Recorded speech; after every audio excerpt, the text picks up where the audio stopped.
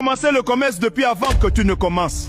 Je ne vais jamais te laisser évoluer plus que moi et je veux rien te rembourser. La générosité de Didi semblait lui coûter la vie. Écoutez cette histoire jusqu'à la fin. Dans un village paisible niché au cœur de l'Afrique, vivaient deux hommes liés par une amitié que tout le monde croyait indestructible. Depuis l'enfance, Badji et Didi partageaient tout.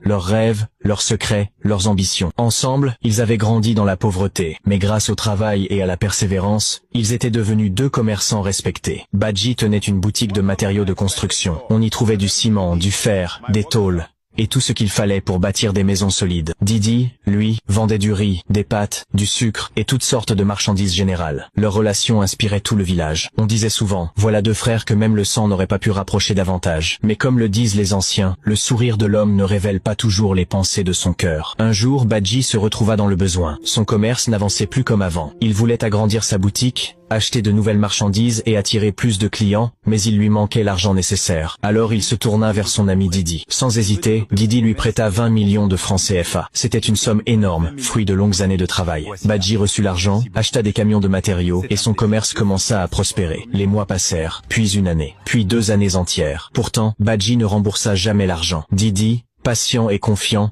ne voulait pas brusquer son ami. Il se disait simplement, quand son commerce sera stable, il me remboursera. Mais un matin, Didi fit une confidence qui allait bouleverser leur vie. Il dit à Badji,